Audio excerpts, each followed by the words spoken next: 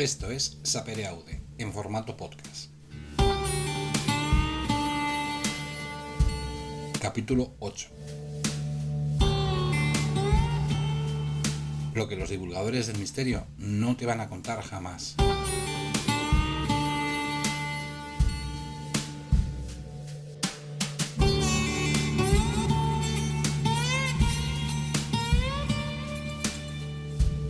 Hay un caso que desde la perspectiva ufológica resulta capital.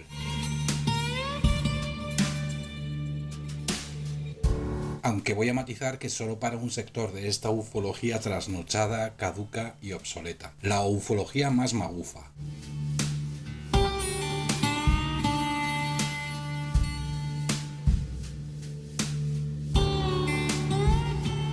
Vamos a analizar juntos la fantasiosa y absurda experiencia de Travis Walton, y lo vamos a hacer blanqueados por abundante documentación y testimonios de los protagonistas. Travis, perhaps the best thing to do would be to, for the first time publicly, recount your story from the time you were driving in the truck and what happened. Well, the first part has been told by all the witnesses that I'll recount my view of that. We just finished working, and because it was getting dark, we packed up to leave, and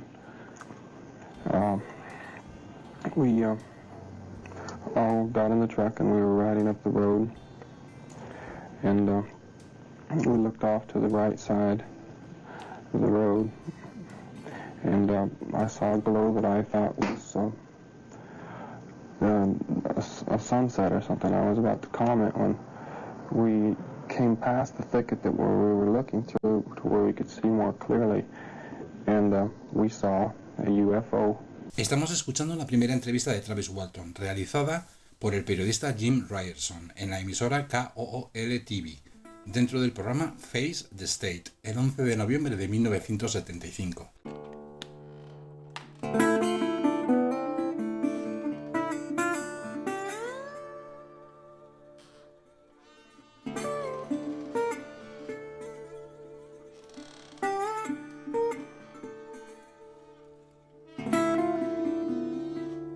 La historia comienza el 5 de noviembre de 1975. 7 leñadores volvían a casa desde el Apache Sitgraves National Forest Park en Arizona. Michael Rogers, John Goulet, Allen Delis, Steve Pierce, Kenneth Patterson, Dwight Smith y el propio Travis Walton.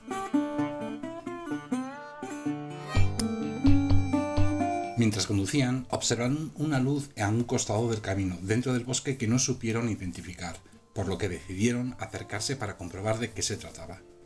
Inicialmente, solo sentían curiosidad y no estaban asustados, porque, según Walton, se les pasó por la cabeza que pudiera tratarse de algún avión accidentado.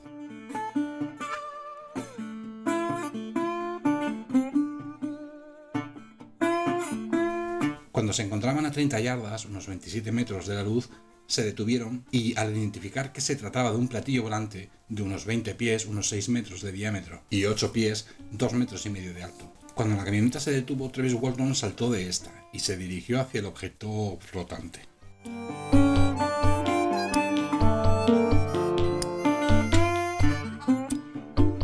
El resto de hombres le gritaron que regresara. Travis Walton se parapetó debajo de un tronco, a unos metros del camión, y cuando se levantó para regresar, escuchó un sonido muy grave. Una luz azulada que emanaba del objeto golpeó a Travis empujándolo 10 pies, unos 3 metros, violentamente contra el suelo, cubierto de rocas. Una vez en el suelo, esta luz elevó e introdujo a Travis en el platillo volante. Ante este acontecimiento, Mike Rogers y el resto arrancaron la camioneta presos del pánico y se alejaron hasta un lugar que creyeron seguro. Los compañeros de Travis le dieron por muerto. De esta manera justificaron en posteriores entrevistas que lo abandonaran y decidieran huir.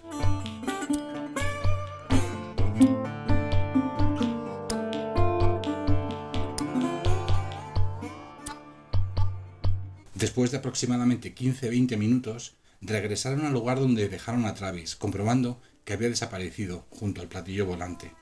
Intentaron buscarle durante aproximadamente media hora, sin ningún resultado. Sobre las 7:30 de la tarde regresaron a la ciudad de Heber y Kenneth Peterson llamó al sheriff local Chuck Ellison para comunicarle los acontecimientos y desaparición de Travis. El agente Ellison, según sus propias declaraciones, se mostró escéptico ante los hechos, pero le llamó la atención la buena actuación sobre la preocupación de los testigos y compañeros de Travis. Al mismo tiempo, el sheriff Merlin Gillespie junto al oficial Ken Copeland interrogaron a los testigos para conocer los hechos y se desplazaron al lugar de la desaparición para reconocer el terreno. Allí no encuentran ningún tipo de evidencia de la desaparición de Travis ni la presencia de un platillo volante, por lo que empiezan a sospechar que se trata de una broma.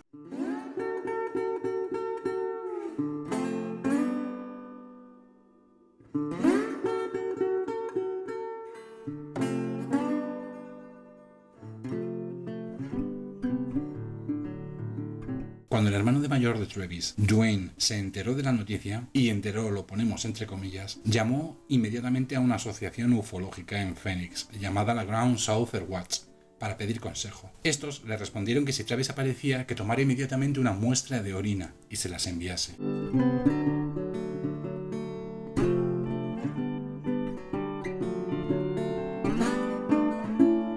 En el caso de la madre de Travis, al comunicarle la desaparición de su hijo, actuó de una manera muy extraña para los oficiales de policía. No mostró signos de preocupación, como expresaría cualquier madre a la que le dan este tipo de noticia. Días más tarde, cuando la búsqueda no estaba dando ningún resultado y Travis no aparecía por ninguna parte, Dwayne Welton y su madre pidieron a la policía que cesaran la búsqueda. Esto fue la gota que colmó el vaso para las sospechas que ya tenían los oficiales sobre la presunta desaparición, y el 10 de noviembre piden a los testigos que pasen la prueba del polígrafo para descubrir si estos habían tenido algo que ver en la desaparición de Travis o si se trataba de alguna broma. El examinador encargado de llevar la prueba fue C.A. Gilson, del que hablaremos más tarde con detenimiento. En primera instancia, todos pasaron la prueba excepto un miembro, Allen Delis, cuyos resultados no fueron concluyentes.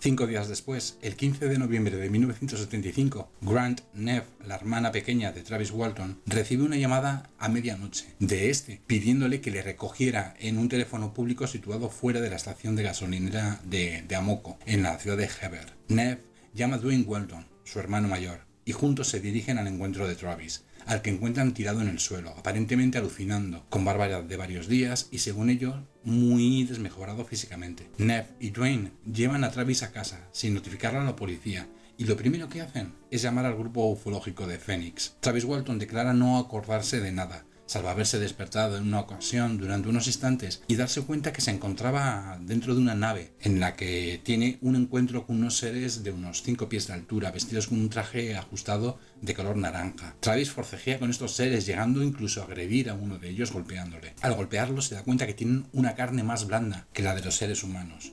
Los extraterrestres se detienen y entra en la estancia un ser más alto, con un cinturón estrecho en el traje y un casco con una especie de protector de cristal, que le hace un gesto indicándole aparentemente que se calme.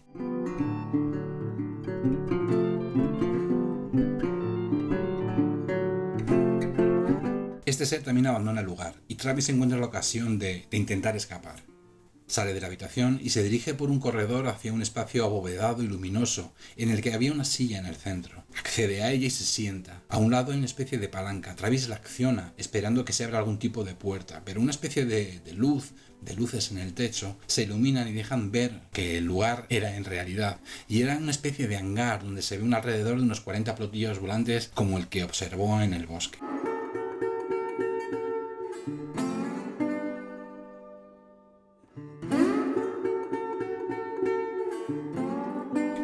Lo siguiente que recuerda es estar acostado en una especie de camilla donde los seres le ponen algo parecido a una mascarilla de oxígeno.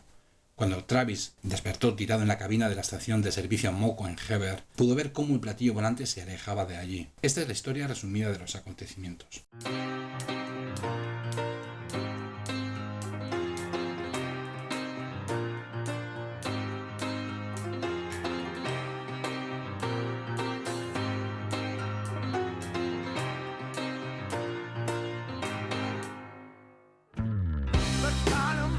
Obviamente este caso es una payasada como una catedral que hace las delicias de aquellos creyentes en el pensamiento mágico, de aquellos charlatanes que como una plaga infecciosa tratan de inocular a la sociedad su delirio psicotrónico. Y es que el fenómeno ovni, en resumidas cuentas, es un insulto a la irracionalidad, al pensamiento crítico.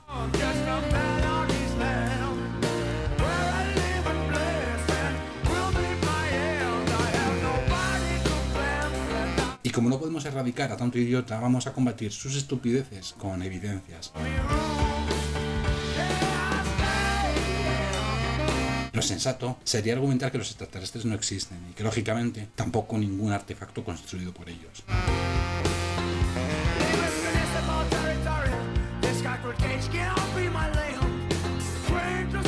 Con esto concluiríamos y podríamos dedicar el día a otros asuntos más provechosos. Pero no es divertido. Lo divertido es desmontar en la cara del embaucador del misterio sus mentiras y estafas. Y es lo que vamos a intentar hacer a continuación. Toda la información que los divulgadores del misterio no te van a contar jamás.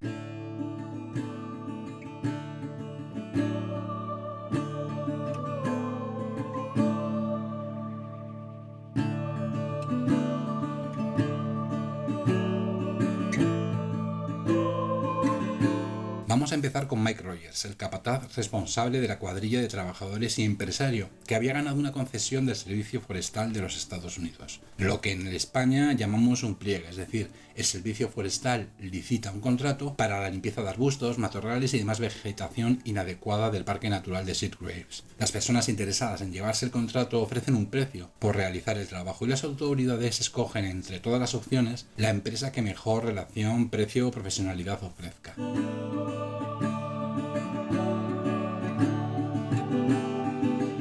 En el caso que nos incumbe, la empresa de Mike Rogers se llevó esta licitación en junio de 1974, ofreciendo $24,70 por acre.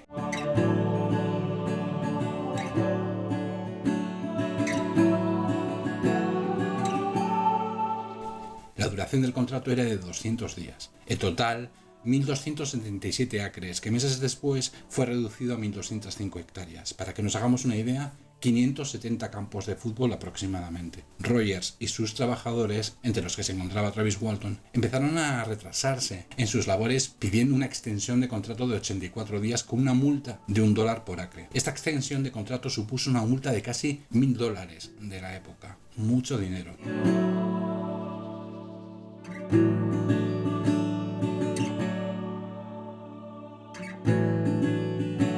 5 días antes de desaparecer Travis y de que caducase la licitación, a Rogers le quedaban aún 100 acres por desbrozar, que no iba a poder cumplir. Un segundo incumplimiento de los términos del contrato le hubiera supuesto una multa de $2.500, a añadir a los casi 1.000 que tuvo que pagar por la primera extensión de contrato.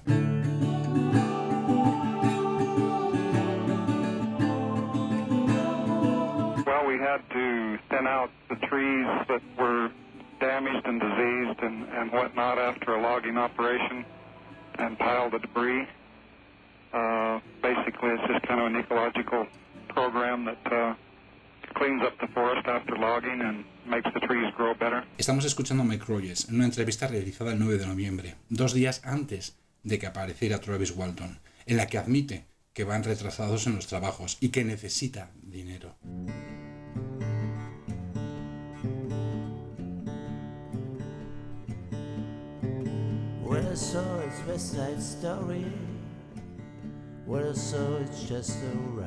El vínculo de Mike Rogers con Travis Walton era íntimo. De hecho, Rogers era cuñado de Travis y era conocedor de sus creencias en ovnis. Pero no solo de sus creencias en ovnis, sino del premio que ofrecía la revista sensacionalista National Enquirer de $100.000 para el mejor caso relacionado con extraterrestres del año. Para llevarse estos $100.000 era necesario presentar una prueba irrefutable de la existencia de estos extraterrestres o de su tecnología. Y al no poder ofrecerlas, negociaron con la revista una cuantía menor. Estáis viendo la fotografía donde en primer término está Travis Walton y todos los miembros de la cuadrilla enseñando el cheque que recibieron de National Enquirer. ¿Podéis adivinar cuál es la cuantía de ese talón? Exacto, $2.500.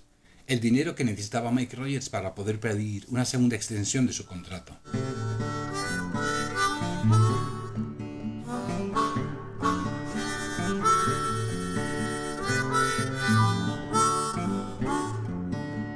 Obviamente estos son conjeturas, no podemos demostrar con evidencias lo que Phil Glass argumenta. Phil Glass es la figura miembro y fundadora del SHICOP, el Círculo Escéptico de los Estados Unidos, que realizó una profunda investigación para desmontar las tonterías y payasadas, tanto de Travis Walton como de su banda. Llama la atención que estas coincidencias, que en realidad son hechos, se hubieran producido, ¿no? A los creyentes en lo psicotrónico se les llena la boca con que hay que tener la mente abierta. Obviamente, cuando dicen esta frase tan ridícula, se refieren a que hay que tener la mente abierta a lo que les da la gana a ellos, que suele coincidir con tener la mente abierta a sus fantasías. Así que yo les invito a que tengan la mente abierta a una hipótesis muy humana, la de estafar para conseguir dinero.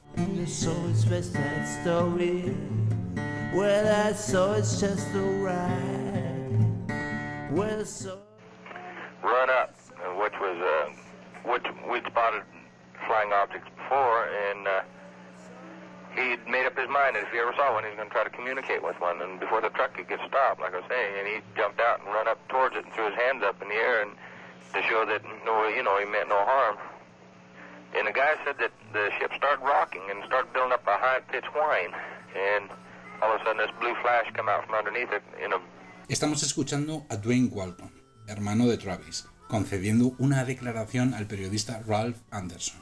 En esta entrevista dice con sus propias palabras que Travis era un profundo creyente en los ovnis, pero no solo Travis, su madre también.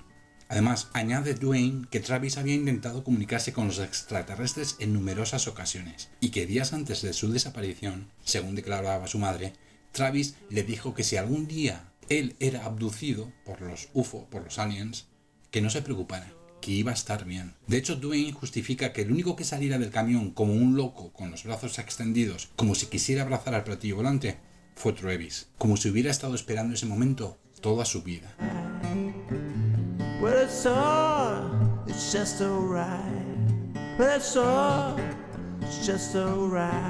Un día antes, en presencia de los oficiales de la ley, Dwayne declaró, y cito literalmente: Travis no está perdido. Él sabe dónde está y yo sé dónde está él. Esta frase es muy ambigua. Para los creyentes, Dwayne se refiere a que Travis está con los hermanos celestiales camino a las Ganímedes. Y para los escépticos, que este cara dura sabe dónde está escondido el pájaro de su hermano. Y a diferencia de Travis y su madre, Dwayne Walton no creía en platillos volantes ni en hombrecillos verdes. La diferencia es que los extraterrestres no existen. Y personas que fingen una desaparición para cobrar un seguro o llamar la atención ocurren todos los días.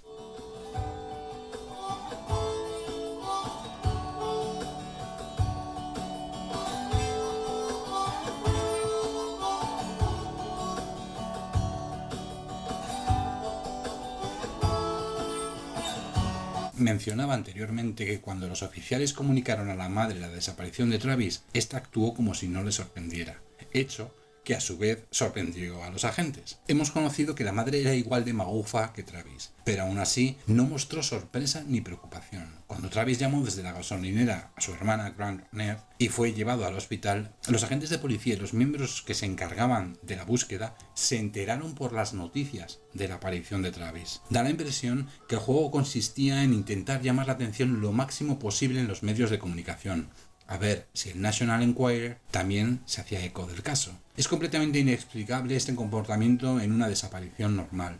Respecto a los miembros de la cuadrilla, existió cierta indignación entre los vecinos y rescatistas que buscaban a Travis, ya que mientras estos colaboraban en las tareas de búsqueda, los otros, los compañeros de Travis, se dedicaron a conceder entrevistas a medios de comunicación.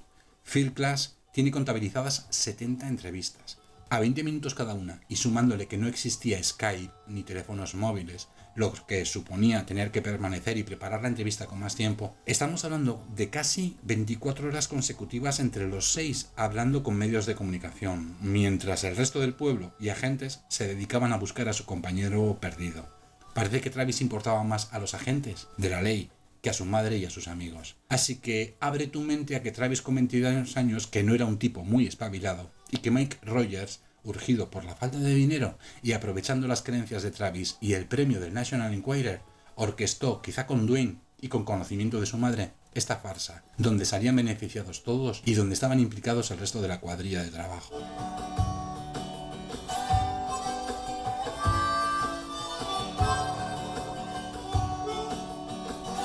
Según el testimonio de los testigos del camión, el rayo azulado que golpeó a Travis lo empujó 3 metros violentamente contra o sobre un pedregal, al lado de un túmulo de troncos. Cuando supuestamente el rayo izó el cuerpo inconsciente de Travis dentro del platillo, estos creyeron que estaba muerto por el impacto y huyeron. 5 días después, Travis aparece presuntamente en muy malas condiciones, con barba de una semana y aparentemente deshidratado. Y según la hermana de Travis, y según el propio Dwayne Walton, hermano de Travis, visiblemente más delgado. Los médicos que atendieron a Travis emitieron un informe médico donde se diagnosticaba un grado moderado de deshidratación. No había presencia de daños físicos ni de desnutrición. La ausencia de daños físicos llama la atención.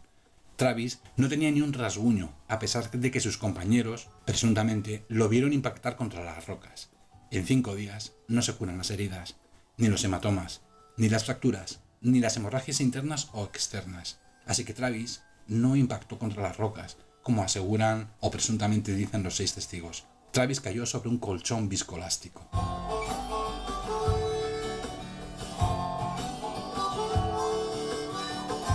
Y sí, sé lo que estáis pensando. Los marcianos le curaron. Lo que no le curaron fue la deshidratación, y desde luego tampoco las tonterías. Lo que sí presentaba Travis en uno de sus brazos era la marca de una punzada, como de una aguja, poco concluyente. Respecto a la desnutrición, la ciencia sabe si un hombre ha permanecido varios días sin comer, como asegura Travis. Cuando transcurren 24 horas sin que ingiramos alimento, nuestro cuerpo empieza a utilizar la grasa acumulada para nutrirse. Al utilizar esta grasa, se acumula acetona en el organismo, que es expulsada por la orina. El examen de orina de Travis no contempla la presencia de acetona, por lo que Travis Walton, de manera irrefutable, estuvo alimentándose esos 5 días. Poco o mucho, pero no estuvo sin comer durante su desaparición, como él sostiene.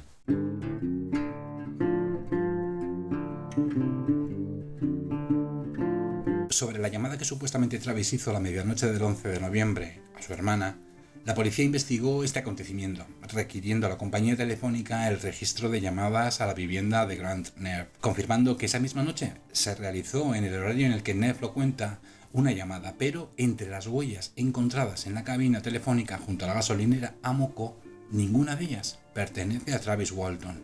Es cierto que en el año 75 este tipo de cabinas eran utilizadas por mucha gente, pero dentro de la estación de servicio había otro teléfono junto a la cafetería que era el más utilizado por los clientes, así que podemos certificar que se realizó una llamada desde esa ubicación, pero no podemos asegurar que la hiciera Travis Walton pidiendo ayuda. A esto debemos sumar las declaraciones de Grant Neff, de su hermana, a los agentes de policía, que al principio no reconoció la voz de Travis en la llamada de auxilio, que su voz era débil y que desvariaba costándole entenderle.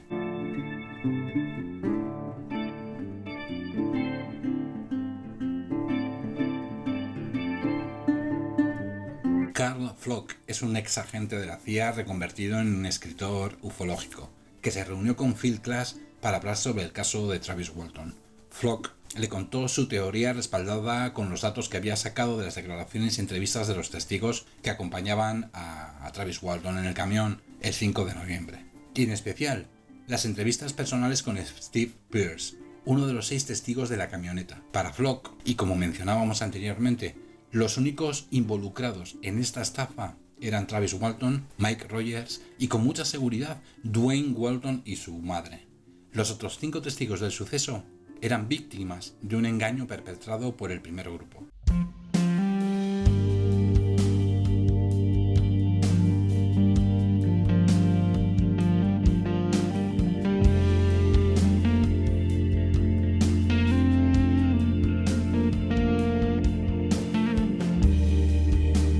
Klass realizó una llamada telefónica al testigo Steve Pierce y le pidió permiso para grabar la entrevista.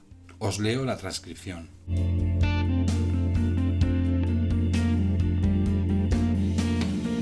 ¿Qué vio esa tarde? Steve Pierce. Bueno, pensé que era algún cazador de ciervos, ya sabes, armado, ya sabes, porque era temporada de ciervos, ya sabes, para que él pudiera ver, una linterna, ya sabes. Pero bueno, no podía ver la parte inferior, la parte superior o los lados. Todo lo que podía ver era el frente, ya sabes. No se podía saber si tenía un fondo o, ya sabes, o un respaldo o algo así.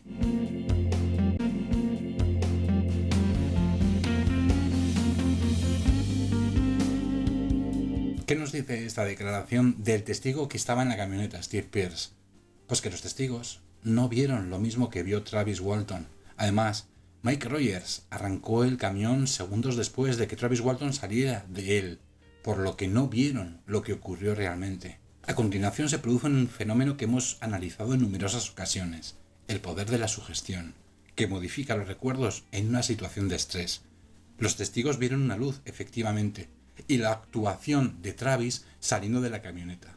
Su compinche, Mike Rogers, arrancó el camión actuando con desesperación para contagiar a los otros nerviosismo. Durante los 20 minutos de huida hasta que regresan para comprobar si Travis se encuentra bien, consiste en meter en la cabeza de los testigos información falsa y confusa, que se mezcla con los recuerdos haciendo o aparentando ser verdad.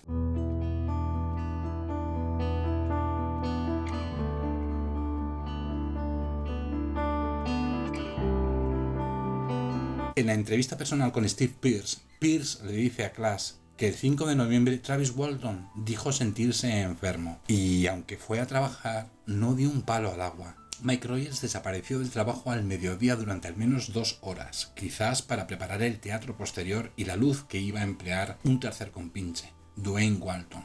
Los trabajadores solían acabar la jornada laboral a las 4 de la tarde, antes de que anocheciera, pero ese día, según Steve Pierce, de manera anómala acabaron a las 6 de la tarde, minutos antes de que el sol se ocultara, precisamente cuando una luz en el bosque permite realizar esta estafa sin saber qué o quién está detrás. Y recordemos que los 5 testigos no vieron un platillo volante ni una luz azulada llevarse a Travis. Esa información la proporciona Travis Walton y Mike Rogers, que dijo haberlo visto y comunicado a los testigos dentro de la camioneta mientras huían. La sugestión hizo el resto.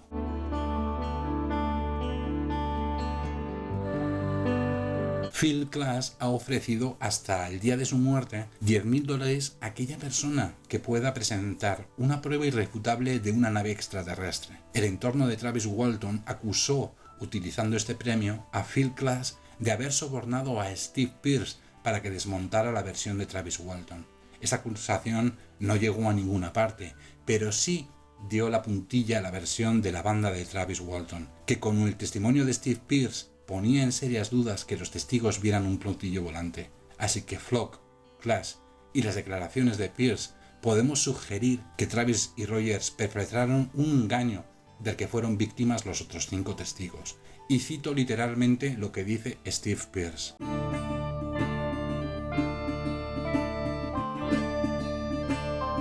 Si alguna vez pudiera probar que todo esto ha sido un engaño, lo haría con total seguridad.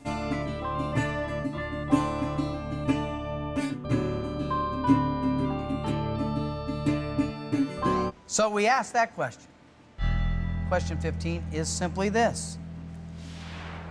Were you abducted by a UFO on November 5th, 1975?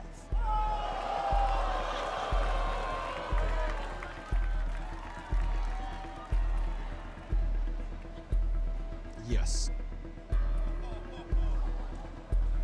That answer is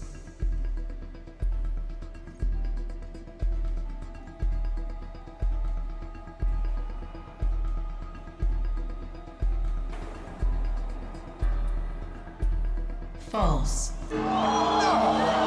Acabamos de escuchar la intervención de Travis Walton en el programa The Moment of Truth en el año 2008. En este programa, al invitado se le somete a la prueba del polígrafo, realizándole preguntas, y si la respuesta es verdadera, va ganando dinero. En la cuestión número 14, antes de acceder al premio de $100,000, le preguntan: ¿fue usted abducido el 5 de noviembre de 1975 por aliens? Travis Walton dice que sí, y el polígrafo dictamina que miente. Si el pensamiento crítico fuera tan mediocre y mezquino como los divulgadores del misterio, utilizaríamos esta prueba para descalificar a Travis y a todos los charlatanes que han difundido esta estafa. Siendo honestos, la prueba poligráfica en este programa presenta muchas deficiencias y nunca pudiera ser utilizada para asegurar si Travis miente o dice la verdad. En primer lugar, porque viola el artículo número 5 sobre protocolos, estándares y principios prácticos de la Asociación Americana de Poligrafía, que dice que se deben realizar 2 entrevistas en las que no coincidan preguntas relevantes en cada una de ellas. Existen más carencias en esta prueba poligráfica que la invalida.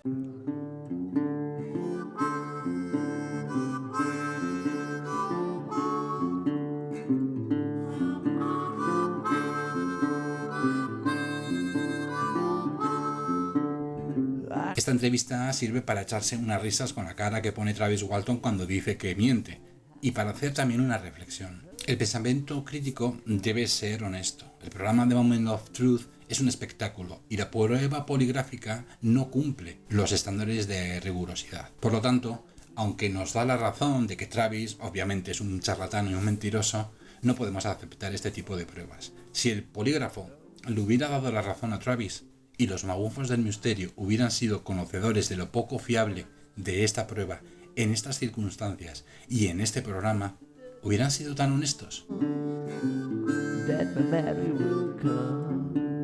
Ni de broma. Y este preámbulo nos conduce a la controversia de las pruebas de polígrafo realizadas a los testigos el 10 de noviembre y a Travis Walton en noviembre de 1975 y en febrero de 1976.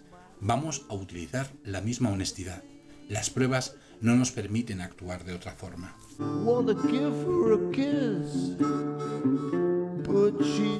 Los creyentes en este caso sostienen que tanto los testigos, la noche de la desaparición, y Travis Walton posteriormente, en febrero del 76, pasaron con éxito la prueba del polígrafo. Por tanto, caso cerrado. Estamos ante un fenómeno de abducción real.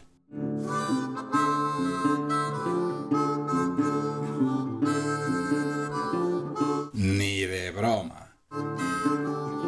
Profundizaremos en estas pruebas en unos minutos, pero antes, lo que los divulgadores del misterio no te van a contar jamás. La primera prueba del polígrafo realizada a Travis Walton se realizó la misma tarde del 15 de noviembre en el Hotel Sheraton, en la ciudad de Scottsdale. Los arreglos para hacer esta prueba las realizó M.J. Lorenzen, director internacional del APRO, la Organización para la Investigación de Fenómenos Aéreos. Este examen fue pagado por la misma National Enquirer, responsable del premio al mejor caso ufológico del año. El experto encargado de realizar la prueba del polígrafo a Travis Walton fue John J. McCarthy, un profesional con 20 años de experiencia en pruebas de este tipo, que fue entrenado en poligrafía en la Escuela de la Armada de Fort Gordon, calificando como el primero de su promoción. Miembro de la Asociación Americana de Poligrafía y con licencia del estado de Illinois desde 1964, donde sí es obligatorio este tipo de licencias y acreditar ser miembro de la Asociación Nacional de Poligrafía. Esto es de vital importancia, ya que en Arizona, en 1975, esto no era obligatorio, por lo que las pruebas realizadas a Travis y a los testigos que vamos a estudiar en unos minutos crean cuanto menos serias dudas de su validez. Después de que McCarthy realizara las pruebas a Travis Walton, reportó a Paul Jenkins, representante del periódico o de la revista National Enquirer en Arizona, y a James Harder, representante del APRO, que se encontraban ante un fraude. Harder llamó inmediatamente a Lorenzen, director internacional del APRO, para comunicarle los resultados. Dwayne Welton, al escuchar los resultados, entró en cólera, amenazando a McCarthy. El National Enquirer pidió a McCarthy que enviara un informe detallado de los resultados a John Cathcart, al cuartel general de la revista en Lantana, Florida, y prohibiendo a McCarthy revelar los resultados a los medios de comunicación. En el reporte oficial enviado a Cathcart, fechado el 16 de noviembre de 1975, McCarthy describe que la prueba poligráfica determinaba el intento de Travis Walton de perpetrar un fraude y que no había estado en ningún platillo volante. Gracias a la experiencia de McCarthy, había detectado los intentos de Travis Walton de contener la respiración cuando contestaba las preguntas, para confundir al polígrafo, pero que no le sirvió para nada. El 16 de diciembre de 1975, este caso estaba incluido en la revista National Enquirer, pero no hace mención a la desastrosa prueba poligráfica realizada por McCarthy. En noviembre de 1975, este caso también viene reflejado en el boletín oficial del APRO y no hay mención alguna a la catastrófica prueba poligráfica de Travis Walton. Los responsables de ambas publicaciones eran conocedores de la prueba realizada por McCarthy, y os estaréis preguntando, ¿y por qué íbamos a creer a McCarthy?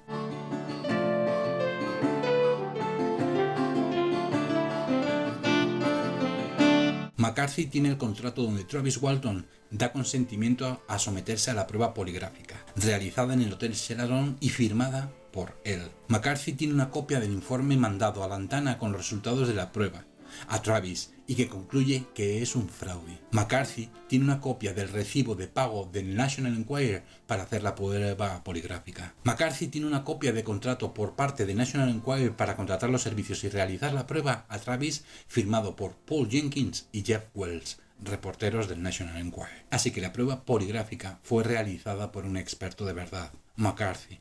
Travis Walton no la pasó, y National Enquirer y el APRO ocultaron los resultados deliberadamente. Tenemos la prueba de ello.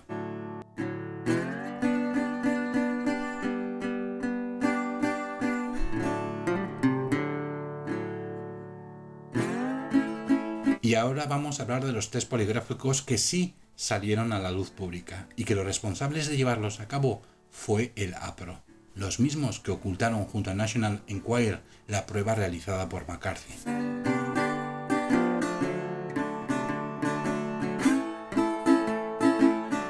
Tres meses después de esta primera prueba poligráfica desastrosa, se realizó un segundo test, que sí trascendió apropiadamente, y a la que los magufos se agarran desesperadamente.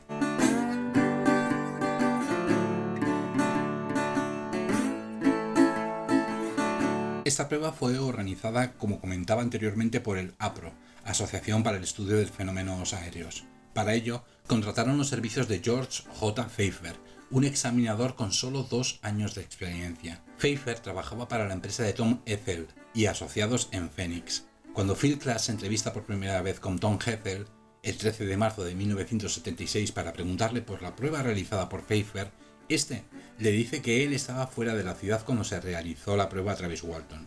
Fue el APRO el que contactó y pactó las condiciones personalmente con Pfeiffer. Ethel prometió a Phil Klass que cuando regresara a Phoenix se encargaría personalmente de revisar los informes de Pfeiffer. Una vez en Phoenix, Ethel se entrevista con Pfeiffer y le pregunta sobre las condiciones del APRO para realizar la prueba poligráfica. Pfeiffer admite que el APRO le había pasado directamente las preguntas que debía realizarse en la prueba y que no podía negarse. En la siguiente entrevista entre Ethel y Phil Klass, producida el 22 de marzo de 1976, Ethel le confirma a Phil Klass que las preguntas realizadas a Travis Walton habían sido totalmente dirigidas por el APRO, y debido a los estándares y principios de buena praxis de la Asociación Nacional Americana de Poligrafía, la prueba no podía considerarse jamás como válida. Esta afirmación, que desacredita la prueba por la empresa encargada de realizarla, para la que trabajaba Pfeiffer, viene firmada por Tom Ethel, dueño de la compañía, con fecha 29 de marzo de 1976. Posteriormente, Phil Klass se reúne personalmente con Pfeiffer para confirmar los detalles del test poligráfico. Klass le pregunta a Pfeiffer si es un procedimiento habitual que la persona que se somete a la prueba poligráfica dicte las preguntas al responsable de hacerlas. Pfeiffer responde que sí, que efectivamente sí es un procedimiento normal. Philip Klass le replica que ha hablado con expertos de la Asociación Nacional de Poligrafía y le han dicho que no es un procedimiento correcto. Pfeiffer se siente acorralado y reconoce que en el estado de Arizona no hay ningún protocolo para la administración de las pruebas poligráficas. Recordemos que en Arizona, en 1975, este tipo de pruebas las podía hacer incluso un chimpancé.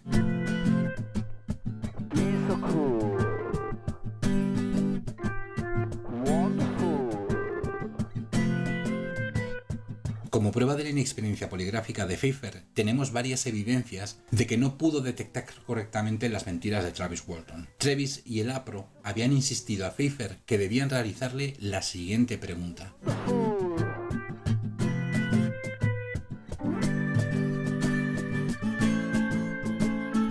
Antes del 5 de noviembre de 1975, ¿era usted aficionado a la ufología?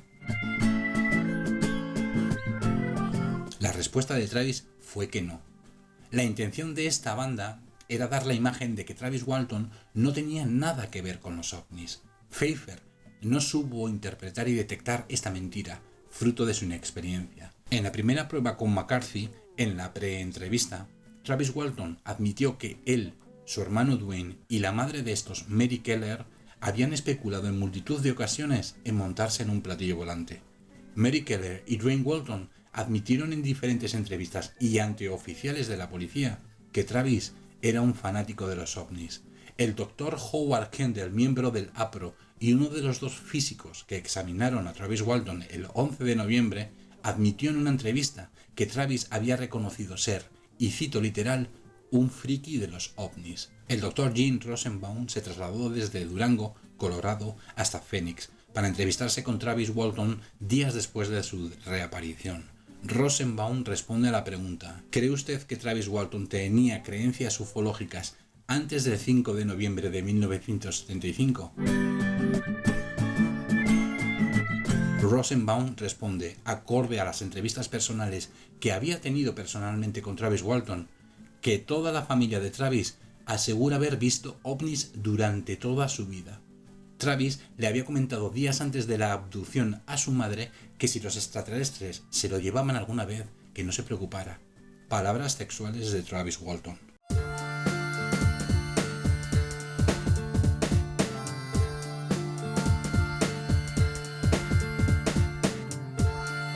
Así que, como podéis ver, la prueba poligráfica a la que se aferran los creyentes en este caso es exactamente igual de cuestionable que la primera entrevista que vimos en ese programa The Moment of Truth, donde a Travis Walton le hace una pregunta y el detector de mentiras, el polígrafo, dice que está mintiendo.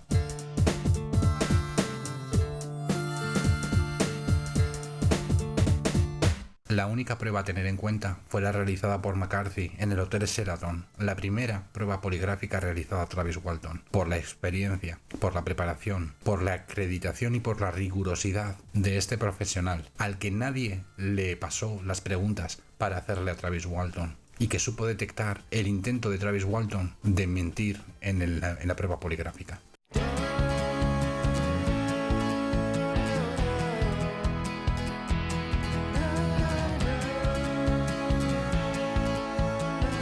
Recientemente he visto un vídeo de Travis Walton, ya mayor, caminando en el lugar donde no fue abducido, mirando los anillos de los troncos y diciendo que los anillos correspondientes a las fechas posteriores a las que él no fue abducido, estos árboles crecieron de una manera extraña, como si la nave o el platillo hubiera influido en el crecimiento anormal de estos árboles. Travis Walton fue invitado a un congreso de ufología en Argentina, organizada por dos famosas aficionadas a estos temas, madre e hija. No voy a decir sus nombres porque no quiero hacerles promoción. Escuché a la hija confirmar que el crecimiento anómalo en estos troncos en los meses posteriores a la no abducción de Travis Walton, considerándole que esto era un hecho, una prueba irrefutable de que el platillo volante tuvo algún tipo de relación con la vegetación de la zona. Quizás sea uno de los razonamientos más anticientíficos que he escuchado últimamente y es un claro caso de correlación. Los gatos tienen 4 patas, los caballos tienen 4 patas, por lo tanto los gatos son caballos.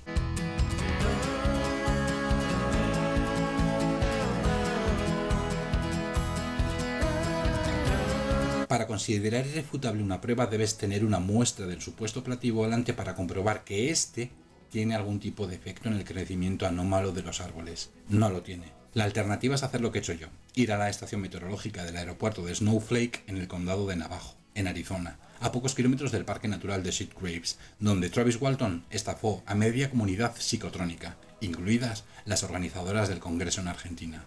En esta estación meteorológica hay un registro por años de las temperaturas y lluvias en la zona. Tenéis el enlace en la descripción. Yo he seleccionado el pueblo de Snowflake porque es el aeropuerto más cercano al parque natural donde Travis Walton no fue abducido. Y da la casualidad que entre el año 73 y el año 75 se produjeron en la zona la mayor cantidad de lluvias y menos incendios registrados en esa década. Condiciones ideales para el crecimiento de los árboles, que no necesitan de radiaciones fantasiosas para prosperar.